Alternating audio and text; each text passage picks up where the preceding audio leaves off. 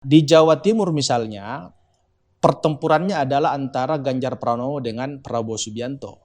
Beda halnya di Jawa Barat, pertempurannya adalah pertempuran antara Anies Baswedan dan Prabowo Subianto. Di Provinsi Jawa Barat, calon presiden dari PDI Perjuangan itu selalu kalah. Di antara 3 koalisi calon presiden yang ada, hanya poros Prabowo Subianto yang secara partai solid memilih calon presiden yang dipilih oleh partai masing-masing. Posisi calon wakil presiden betul benar bahwa menentukan menambah elektoral calon presiden, tapi tidak menentukan kemenangan menurut saya. Untuk posisi calon wakil presiden ini kuncinya ada 3 menurut saya. Pertama adalah dia bawa gerbong politik. Yang kedua, dia tidak resisten dengan kelompok dan golongan tertentu. Kemudian yang ketiga adalah ya dia harus siap secara logistik untuk bertarung di Pilpres.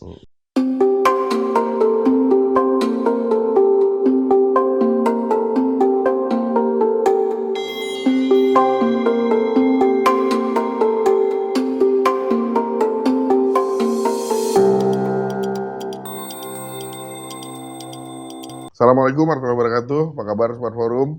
Ketemu lagi bersama kami dalam program Forum Ngobdar, ngobrol politik bersama Darwin. Seperti biasa, dalam episode kali ini kami akan ajak Sobat Forum dimanapun berada untuk melihat dan menyaksikan obrolan kami seputar kondisi politik dalam negeri. Nah, tak terasa sekarang 5-6 bulan ke depan sudah akan dilangsungkan pemilihan presiden dan wakil presiden Republik Indonesia.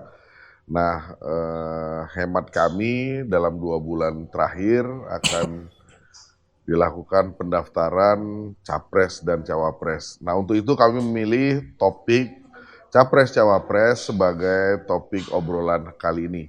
Kebetulan di tengah-tengah kami sudah hadir Kakanda Muhammad Anas, Direktur Eksekutif Fixpol. Kebetulan Fixpol beberapa waktu yang lalu baru saja merilis terkait hasil penelitian mereka terkait bursa Capres-Cawapres yang akan bertanding. Langsung saja kita sapa, Bang Anas, apa kabar? Baik, Alhamdulillah. sehat Bang Darwin. Siap, makasih udah hadir di Forum Ngobdar, Bang. Sama-sama. Kami tahu pasti ini lagi sibuk banget nih ya Bang ya. Gimana Bang, peta capres dari hasil rilis kemarin? Capres-cawapres lah pastinya. Iya, jadi pertama mungkin saya menyampaikan bahwa Fixpol Indonesia hari ini sedang fokus melakukan riset politik berbasis provinsi untuk melihat peta elektoral masing-masing tokoh calon presiden dan calon wakil presiden. Dan bagi kami tentu ada perbedaan yang dilakukan oleh lembaga-lembaga survei lain, karena hampir setiap bulan mungkin kita disuguhkan data tentang survei nasional. Betul. Yang kedua, kami Fixpol Indonesia fokus mempotret 3-4 poros calon presiden, yang mana kita melihat bahwa sejak memasuki tahun 2023, maka poros capres-cawapres ini itu sudah mulai terang benderang. Sehingga dalam pertanyaan simulasi kami, khususnya calon presiden, itu tidak lebih daripada 5 orang. Jadi 3-4 untuk capres. Posisi calon presiden. Kenapa? Kita berangkat dari poros koalisi yang ada saat ini. Pertama, poros koalisi dari PDIP yang hari ini sudah bergabung P3, Perindo dengan Hanura, dengan capresnya adalah Ganjar Pranowo. Kemudian poros Gerindra, PKB calon presidennya adalah Prabowo Subianto. Dan poros ketiga adalah poros Nasdem, PKS, Demokrat, capresnya adalah Anies Baswedan. Sementara masih ada poros keempat koalisi yaitu KIB, ya KIB minus, karena P3 udah keluar, Dan sebenarnya Golkar dan PAN masih memenuhi syarat pencalonan untuk mengusung pasangan calon presiden maupun calon wakil presiden. Oleh karena itu, kita mengambil simulasi 3 dan 4 poros ini untuk posisi calon presiden. Dan dalam temuan berbagai riset berbasis provinsi yang kami lakukan, di setiap provinsi tentu temuan kami berbeda-beda, baik untuk elektabilitas calon presiden maupun calon wakil presiden. Contoh misalnya di bulan Mei kemarin kita memotret calon presiden dan wakil presiden di Provinsi Jawa Timur. Kenapa kita memilih Jawa Timur, Jawa Barat, dan provinsi-provinsi tertentu? Karena kita mencoba meriset lumbung-lumbung strategis yang sangat menentukan pengaruh keterpilihan pasangan calon presiden dan calon wakil presiden, baik di Pulau Jawa maupun di luar Jawa. Sehingga kami fokus melakukan riset itu. Nah, di Jawa Timur misalnya, pertempurannya adalah antara Ganjar Pranowo dengan Prabowo Subianto. Beda halnya di Jawa Barat, pertempurannya adalah pertempuran antara Anies Baswedan dan Prabowo Subianto. Sementara Ganjar di posisi ketiga atau posisi buncit dalam simulasi 3 calon presiden yang ada. Nah, jadi ini temuan kami sementara untuk posisi calon presiden. Nah, yang menarik yang kami temukan kemarin dalam survei berbasis provinsi, khususnya di Provinsi Jawa Barat, bahwa sangat berbeda hasil dengan provinsi-provinsi lain di mana Ganjar selalu menempatkan posisi urutan pertama maupun di runner up untuk posisi capres maupun cawapres. Tapi ternyata di Jawa Barat malah Ganjar Pranowo hanya di posisi ketiga, yang maksimal dia hanya mampu meraih sekitar 17% dukungan masyarakat di Provinsi Jawa Barat. Nah, kami pun mencoba menganalisa kenapa kemudian Ganjar Pranowo bisa sulit untuk memenangkan pertarungan di Provinsi Jawa Barat untuk per hari ini, ya per bulan Juni waktu kami melakukan riset, itu karena ada beberapa faktor. Faktor pertama adalah faktor histori politik. Bahwa ternyata di Provinsi Jawa Barat, calon presiden dari PDI Perjuangan itu selalu kalah. Selalu kalah. Mulai 2014 Jokowi Yusuf kalah, ya kan, itu kalah. Kemudian Jokowi Ma'ruf Amin 2019 juga kalah. Bahkan bukan saja di level provinsi, di level pilpres, bahkan sampai pada momen pilkada atau pilgub dalam hal ini. Ya, calon-calon gubernur dari PDI Perjuangan itu selalu meraih kekalahan di Provinsi Jawa Barat. Jadi ini adalah histori politik yang mungkin menjadi tantangan bagi Ganjar dan timnya, khususnya PDI Perjuangan. Kemudian faktor kedua adalah kami menemukan dalam sebaran pemilih partai-partai koalisi yang tergabung dalam poros Ganjar hari ini, yaitu Hanura, kemudian P3 dan Perindo. Nah, Perindo dan Hanura itu mayoritas mendukung Anies Baswedan. Sementara P3 itu pemilih P3 mayoritas memilih Prabowo Subianto. Hanya PDIP yang solid mendukung Ganjar Pranowo di Jawa Barat. Itu yang kami temukan. Nah, begitu pula misalnya di poros Anies Baswedan di Jawa Barat. Nah, di Jawa Barat ini hanya Nasdem dan PKS yang solid pemilihnya mendukung Anies Baswedan. Sementara pemilih Demokrat itu mayoritas memilih Prabowo Subianto. Itu faktanya.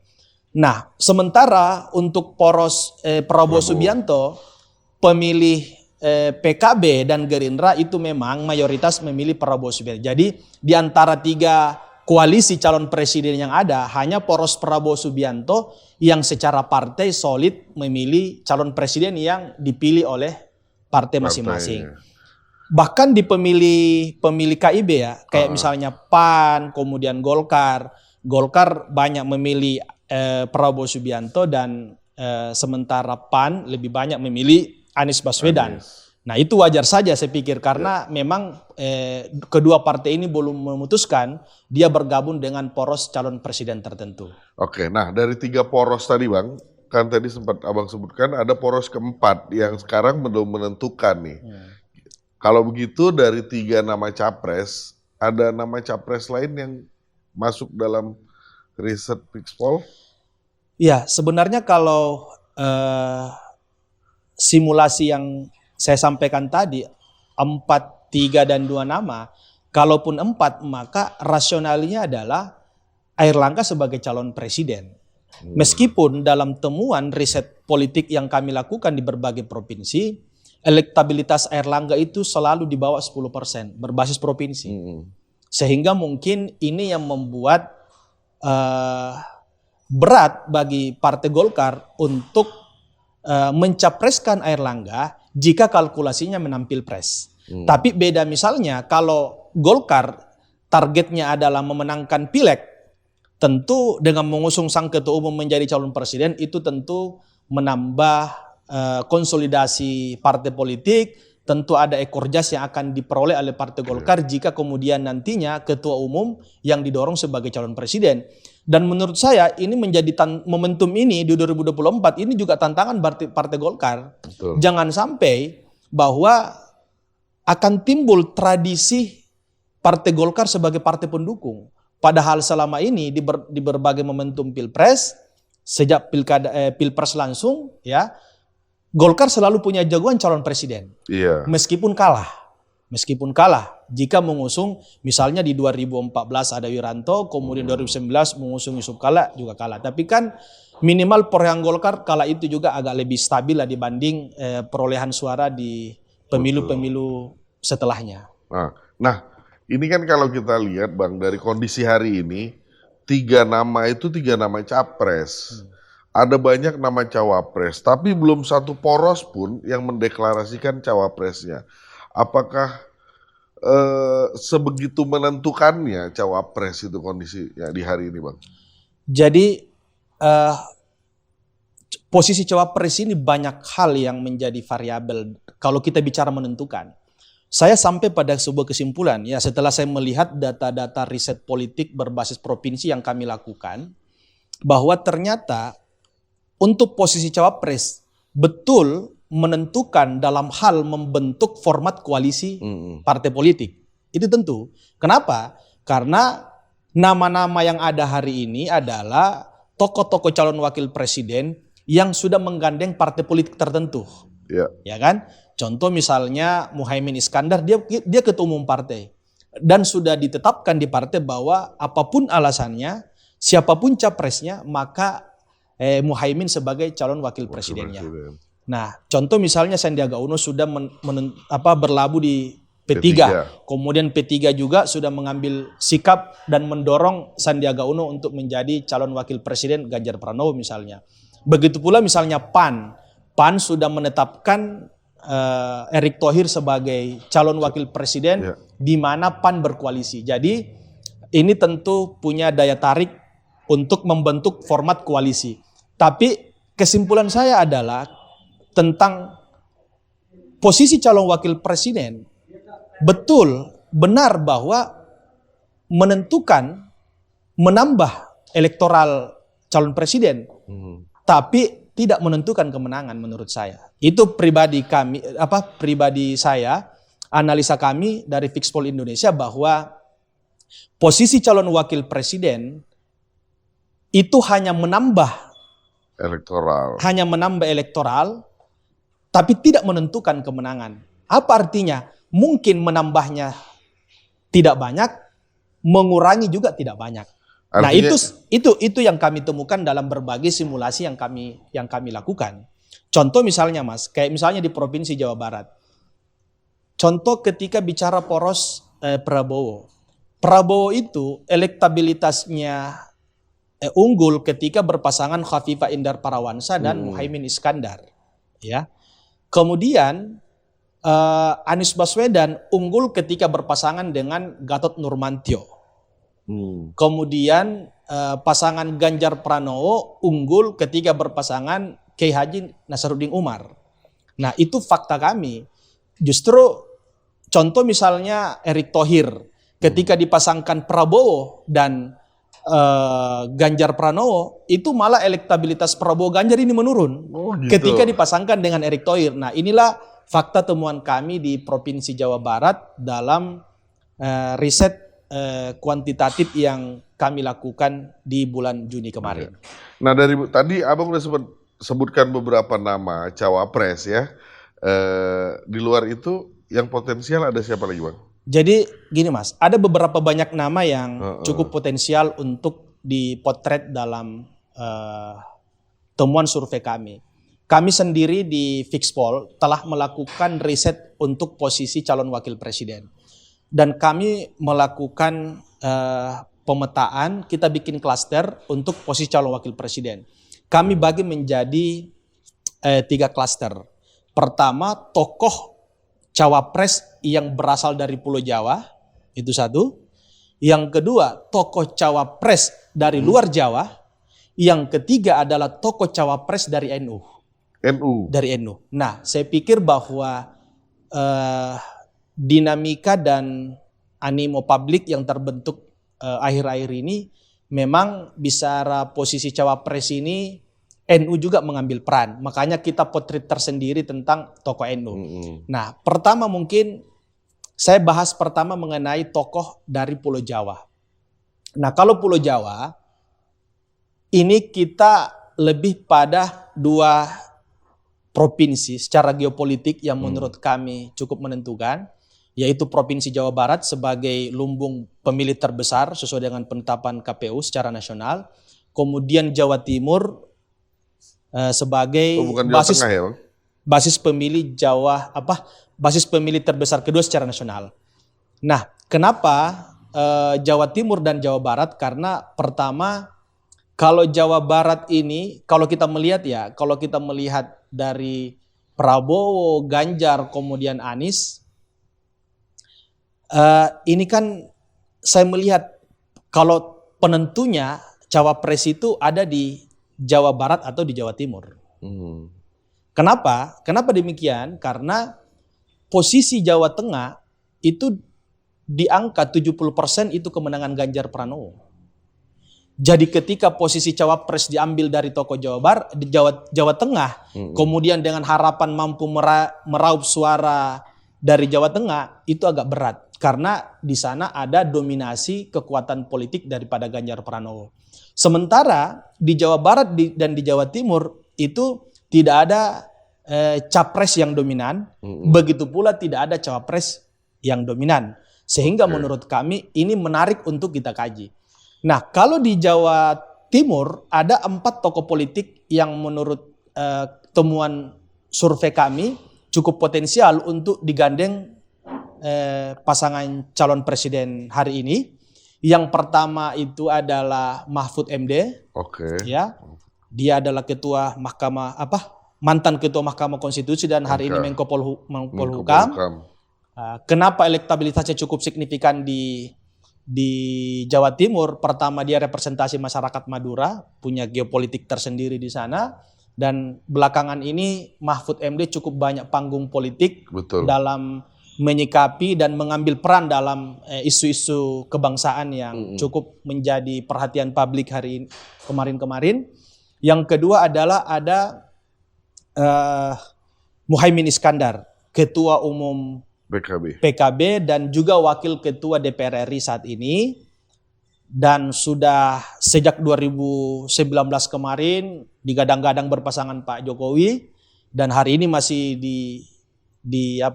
disosialisasikan sebagai calon wakil presiden dari Prabowo Subianto. Kemudian yang ketiga adalah Lanyala Mataliti, Ketua Dewan Perwakilan Republik Indonesia. Kenapa potretnya cukup signifikan? Pertama, kami menemukan bahwa secara suara keterpilihan 2019 dia punya suara 2.267. Jadi hampir 10% pemilihnya yang ada di Jawa Timur. Kemudian dia punya jabatan strategis sebagai Ketua DPD RI, sehingga inilah yang kemudian membuat dia juga cukup diperhitungkan jadi representasi tokoh Jawa Timur. Kemudian yang keempat adalah Gubernur Jawa Timur Khofifah Indar Parawansa. Ya, Khofifah Indar Parawansa ini adalah Ketua Umum Muslimat NU, kemudian gubernur, dia menang cukup signifikan di Jawa Timur. Dan kalau kita lihat untuk keterpilihan Khofifah cukup besar untuk posisi Jawa Timur. Cuman ada bedanya Khofifah dengan Ridwan Kamil di Jawa Barat. Kalau Khofifah di Jawa Timur, temuan kami, Khofifah lebih diinginkan menjadi gubernur 2 periode dibandingkan menjadi capres atau calon wakil presiden di 2024. Itu temuan riset kami. Makanya ya kalau kalkulasinya belum jelas untuk Pilpres, maka Khofifah sebaiknya maju sebagai calon gubernur kembali untuk periode kedua. Itu jauh lebih besar peluangnya untuk terpilih 2 periode. Nah, sementara khusus di Jawa Barat, kami menemukan ada 3 tokoh yang cukup mendapat dukungan elektoral yang cukup signifikan dari masyarakat Jawa Barat untuk posisi calon wakil presiden. Yang pertama adalah Ridwan Kamil, yang kedua adalah Ahmad Heriawan, mantan gubernur. Kemudian yang ketiga adalah Andika Perkasa. Nah, 3 tokoh ini yang menurut temuan riset kami cukup mendapat dukungan publik dari masyarakat Jawa Barat. Cuman Ridwan Kamil tentu jauh lebih dominan daripada Aher dan Andika. Beda halnya di Jawa Timur. Jawa Timur ini cukup dinamis lah. Tidak ada yang juga menonjol, tidak ada juga di bawah. Sementara di Jawa Timur ini cukup signifikan Ridwan Kamil. Pertanyaannya, apakah kemungkinan ketika Ganjar Pranowo berpasangan dengan Ridwan Kamil itu bisa meraup suara besar di Jawa Barat atau tidak? Mengingat posisi elektoral Ganjar Pranowo di Jawa Timur kan hanya sekitar 17%. Nah, sementara untuk Ridwan Kamil kalau dipasangkan dengan Ganjar yang menginginkan itu 70%. Kalau dipasangkan dengan Prabowo 65%. Kalau dipasangkan dengan Anies Baswedan itu 45%. Nah, saya mengatakan Ganjar bisa saja mendapat suara besar di Jawa Barat jika Ridwan Kamil sebagai calon wakil presidennya. Tapi ada satu syarat, dia harus didukung oleh PKS. Jadi harus variabel PKS juga sangat menentukan di Jawa Barat. Karena itu tadi, secara histori politik, bahwa calon presiden dari PKS yang didukung dan calon gubernur yang didukung oleh PKS itu selalu mendapat dukungan signifikan di Jawa Barat. Contoh misalnya 2019, 2014 PKS ada di Prabowo menang, meskipun juga Prabowo dan Gerindra punya basis di Jawa Barat yang kuat, tapi didukung oleh PKS juga, makanya bisa menang walaupun melawan petahana kala itu. Waktu Pilgub misalnya PKS punya calon gubernur yang tidak dikenal, tapi ketika bertarung cukup signifikan juga suaranya. Jadi saya pikir itu variabel PKS di Jawa Barat juga sangat menentukan saya melihat. Nah, itu di luar nama-nama itu ada AHY, Bang. Nah, terus di AHY ini kita masuk kategori di tokoh Jawa Timur. Jadi tokoh Jawa Timur karena kita ambil garis dari bapaknya ya. Pak SBY kan orang Pacitan Jawa Timur. Dan yang menarik adalah justru di Jawa Barat dukungan masyarakat terhadap AHY berpasangan dengan Anies itu jauh lebih besar di Jawa Barat daripada di Jawa Timur. Jadi itu sama halnya dengan sebaliknya, sama dengan Muhaimin yang sangat secara dapil DPR-nya beberapa periode di Jawa Timur, justru di Jawa Timur Muhaimin justru besar ketika berpasangan dengan Prabowo Subianto. Dia unggul dari pasangan Anies maupun Ganjar. Nah, kami juga mencari apa variabel sehingga membuat Prabowo Muhaimin ini tinggi. Kami menemukan ada beberapa variabel. Variabel pertama bahwa itu tadi saya katakan bahwa Gerindra dan PKB cukup solid mendukung Prabowo dan Muhaimin Iskandar. Dan ini sudah terkonsolidasi kurang lebih 11 bulan. Lamanya cukup bagus. Yang kedua ada faktor PKB. Struktur politik yang dimiliki Muhaimin yaitu PKB. PKB selalu masuk 5 besar hasil pemilu 2019 dan punya keterwakilan di provinsi, di pusat maupun di kabupaten kota sehingga dia kuat. Faktor ketiga adalah variabel NU. Bahwa di Jawa Barat ini ada 22% masyarakat yang berafiliasi dengan NU dan juga melihat bahwa Muhaimin Iskandar ini adalah representasi tokoh NU kita di Jawa Barat. Jadi itu yang membuat Prabowo Muhaimin unggul di Jawa Barat. Ya, oke.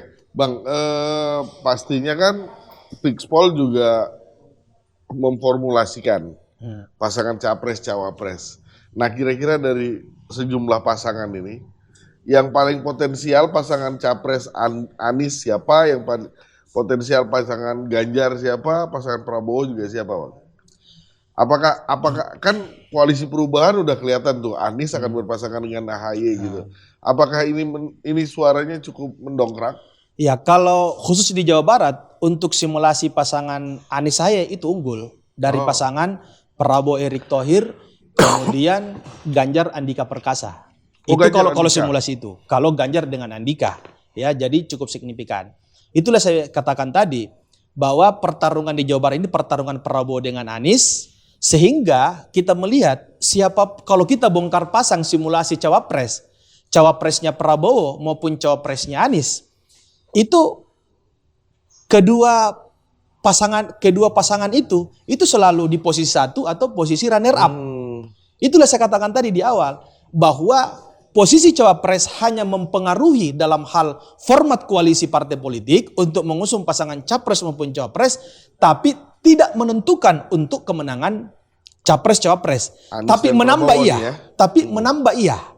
Nah, tapi nambahnya tidak banyak, kurangnya nanti juga tidak banyak. Jadi itulah hasil temuan riset kami yang kami temukan di berbagai provinsi. Nah, dari pasangan-pasangan yang ada sekarang hasil simulasi, kira-kira pasangan mana yang justru malah menurunkan elektabilitas, Bang? Kalau misalnya di Jawa Barat tadi ya, misalnya Prabowo itu turun elektabilitasnya ketika berpasangan dengan Erick Thohir. Begitu pula dengan Ganjar juga turun elektabilitasnya ketika berpasangan dengan Erick Thohir. Nah itu. Nah kalau misalnya Anies Baswedan elektabilitasnya itu turun sedikit ketika misalnya berpasangan dengan Lanyala Mataliti. Kemudian Prabowo tadi itu yang paling rendah kalau disimulasi dengan 3 pasangan tadi itu kalau berpasangan dengan Erick Thohir. Oh, Prabowo dengan Erick Thohir justru itu malah nurun, rendah itu ya. Rendah. Padahal beberapa hari yang lalu kita sama-sama tahu ya, itu bahasa komunikasi politiknya nyetir mobil rantis gitu. Itu kan sebelum kami melakukan riset. Jadi kita riset dulu, kemudian ada pertemuan Prabowo Erick dengan Pak Jokowi di Bogor, kemudian dilanjut di atas mobil itu kejadian itu sebelum kami riset dulu baru kejadian itu. Tapi kami menemukan ada 2 hal kenapa ketika Erick Thohir itu berpasangan Prabowo dan Ganjar itu turun. Pertama, faktor posisi beliau sebagai Menteri BUMN. Ya, hari ini banyak sekali berita-berita yang kami temukan bahwa BUMN merugi. Jadi mungkin melihat bahwa prestasi Erick Thohir mengelola BUMN ini belum berhasil, sehingga itu juga cukup mempengaruhi. Yang kedua, posisi Erick Thohir sebagai Ketua Umum PSSI misalnya kasus Kanjuruhan belum tuntas sampai hari ini. Belum lagi kemarin ketika Argentina melawan Indonesia, sebelum acara itu kan antusias masyarakat menyambut kedatangan Lionel Messi itu kan luar biasa. Bukan Argentinanya tapi Lionel Messi-nya. Tapi nyata-nyata Lionel Messi tidak hadir. Jadi ini juga membuat banyak supporter bola ini yang kecewa dengan kejadian kemarin. Jadi variabel-variabel itu yang kemudian kami melihat kenapa kemudian elektabilitas Ganjar Prabowo itu menurun ketika berpasangan dengan Erick Thohir. Nah, ini kan udah ada beberapa nama, Bang, sebenarnya ya. Kalau kita bahas-bahas tadi, ada Erick Thohir, ada di Koalisi Perubahan, ada AHY gitu ya. Dan AHY ini udah benar-benar seakan-akan Koalisi Perubahan nggak punya calon lain nih. Tapi apa yang membuat 3 poros yang udah menyatakan capresnya sekarang belum juga deklarasi cawapres? Ini agak menjadi pertanyaan nih, Bang, di publik. Gimana menurut Abang? Jadi memang posisi calon wakil presiden ini kemungkinan besar akan diumumkan di injury time sebelum pendaftaran di KPU. Ya, di akhir-akhir masa pendaftaran di KPU. Kenapa demikian? Karena faktor pertama adalah beberapa partai politik hari ini sudah menentukan, sudah mematok partai saya gabung kalau ini wapresnya. Sehingga ketika menentukan cawapres tentu akan berpengaruh tentang koalisi capres itu, koalisi partai politik itu. Sehingga makanya ini butuh waktu yang tepat, mencari momen yang tepat untuk menentukan siapa calon wakil presiden. Karena ini tentu akan berpengaruh tentang anggota partai koalisi nantinya. Ketika misalnya Muhaimin Iskandar tidak dicawapreskan oleh Prabowo, apakah kemudian PKB akan keluar dari koalisi Kebangkitan Indonesia Raya? Ini kan juga tanda tanya. Dan saya melihat ya 50-50. Karena walaupun dia sudah kerjasama, tapi sudah ada patokan juga bahwa apapun yang terjadi, Muhaimin harus ada di kertas suara. Artinya kan dia kunci, kira-kira seperti itu. Sama halnya misalnya kayak PAN kemarin, ketika melakukan silaturahmi politik di Ponorogo di kantor PDIP Perjuangan. Waktu itu kan kita berasumsi bahwa PAN akan menyatakan kerjasama politik dengan PDIP. Tapi ternyata kan tidak terjadi. Kenapa? Karena mentok di persoalan PAN mematok Erick Thohir sebagai cawapres Ganjar Pranowo. Sementara mungkin PDIP belum mau terlalu cepat menentukan calon wakil presiden. Sehingga selang 1 hari PAN berkunjung ke Gerindra. Dan juga menawarkan kepada Prabowo untuk Erick Thohir sebagai calon wakil presiden Prabowo Subianto. Jadi itu. Kemudian faktor lain adalah kalau posisi calon wakil presiden terlalu dini untuk diumumkan, maka ini terlalu mempercepat peta posisi untuk capres-cawapres.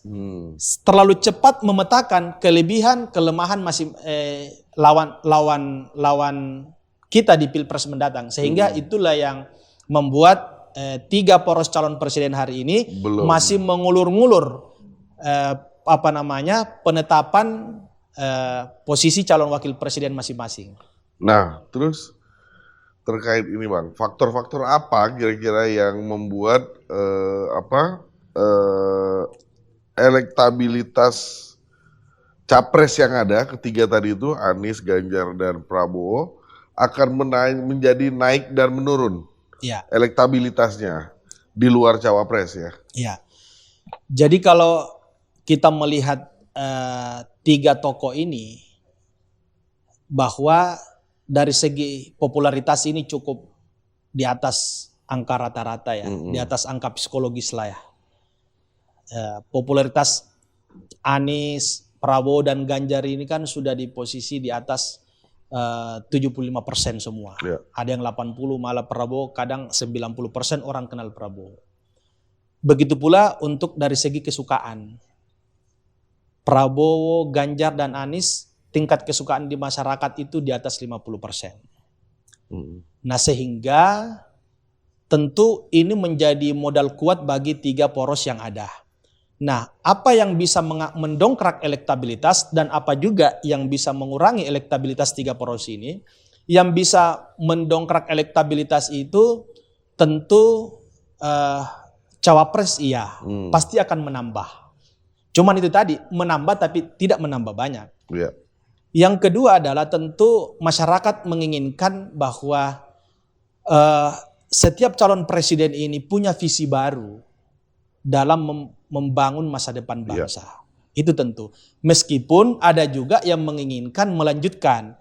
Jadi kalau temuan riset kami, yang ingin melanjutkan dan ingin perubahan itu di atas 40%. Jadi itu cukup signifikan. Jadi harus mix ya. Ada visi yang membawa perbaikan, membawa perubahan, ada juga visi program yang melanjutkan program Pak Jokowi. Nah, itu tentu itulah sebabnya hari ini misalnya Ganjar dengan Prabowo saling mengejar dukungan Pak Jokowi. Kenapa? Karena banyak juga masyarakat yang menginginkan program-program Jokowi dilanjutkan. Ada kekhawatiran ketika bukan orangnya Pak Jokowi, maka program itu tidak dilanjutkan. Jadi variabel program berkelanjutan dan perubahan ini juga ada daya tarik bagi calon pemilih. Kemudian yang ketiga adalah tentu masyarakat melihat track record dari setiap pasangan capres dan cawapres, pengalaman dan prestasi, apalagi misalnya Ganjar, Anies Baswedan dan Prabowo, kalau kemudian ini fix jadi sebagai 3 poros, maka masyarakat sangat mudah membanding-bandingkan prestasi antara ketiga tokoh ini, mengingat ketiga tokoh ini adalah pejabat publik.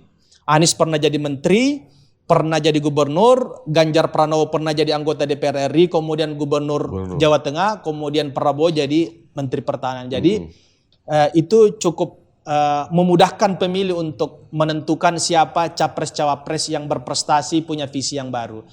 Di sisi lain, posisi cawapres juga bisa mengurangi, tapi menguranginya tidak banyak.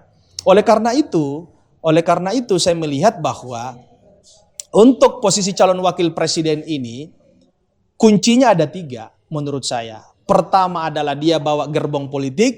Yang kedua, dia tidak resisten dengan kelompok dan golongan tertentu. Kemudian yang ketiga adalah ya dia harus siap secara logistik untuk bertarung di Pilpres. Nah, saya pikir nama-nama yang santer selama ini mulai AHY, Erick Thohir, Sandiaga Uno, Ridwan Kamil, Airlangga yang hari ini digadang cawapresnya Prabowo cukup memiliki kriteria-kriteria itu.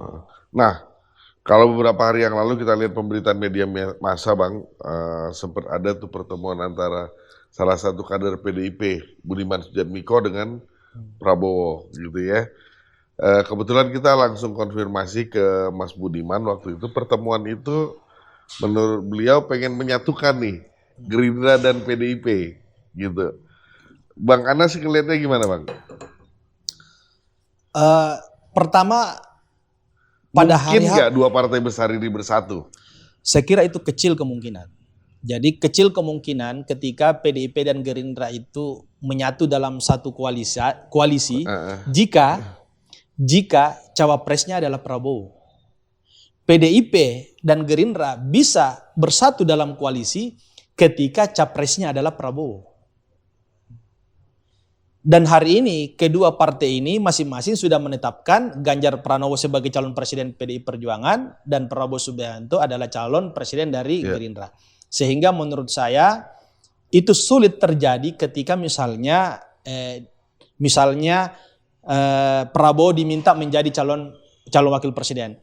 Sebenarnya pertanyaan ini kita juga riset di publik. Oh iya. Jadi apakah masyarakat percaya kemudian nanti Prabowo akan menjadi calon wakil presiden Ganjar Pranowo? Jadi mayoritas masyarakat tidak percaya kalau Prabowo akan menjadi cawapresnya dari Ganjar Pranowo. Itu temuan riset kami di berbagai provinsi. Nah, sehingga apa artinya kedatangan Budiman Sujatmiko di Kartanegara? Menurut saya ini membawa pesan. Pertanyaannya, siapa pemberi pesan ini? Nah, kita mengada-ngada aja apakah ini pesan dari Pak Jokowi atau pesan dari Bu Mega. Karena saya melihat gestur tubuh Pak Prabowo ketika Budiman Sujatmiko datang ke Kartanegara, itu Pak Prabowo sampai-sampai menjemput Budiman Sujatmiko di depan gerbang pagar rumah Prabowo di Kartanegara. Saya melihat ada pesan penting yang akan disampaikan oleh Budiman Sujatmiko. Cuman itu tadi, kita tidak tahu apakah pemberi pesan ini adalah Pak Jokowi atau Bu Megawati. Mengingat misalnya Budiman ada bagian daripada Pak Jokowi, tim pemenangan dari Pak Jokowi, kemudian dia juga masih aktif sebagai kader PDI Perjuangan dan ketua umumnya ada Bu Megawati. Jadi asumsi ini semua kita bisa berasumsi. Yang pasti bahwa kehadiran Budiman Sujatmiko itu adalah membawa pesan politik untuk Pak Prabowo. Artinya kalau Gerindra dan PDIP tadi bersatu kemungkinan kecil lah ya. Kecil. Ketika Prabowo sebagai calon wakil presiden. Tapi kalau Prabowo tetap calon presiden, saya yakin Prabowo sangat welcome kalau berkoalisi dengan PDIP ketika PDIP diposisikan sebagai calon wakil presiden. Ganjarnya diposisikan. Ganjar atau siapa. Atau bisa aja Puan. Kita nggak tahu ini. Jangan sampai Ganjar Pranowo dievaluasi oleh PDI Perjuangan. Itu kan tentu menarik. Iya. Atau mungkin boleh jadi PDIP menawarkan di luar nama Ganjar atau Puan untuk posisi calon wakil presiden Pak Prabowo. Kalau misalnya itu berkoalisi. Menarik Bang. Bang, kita kopi dulu Bang.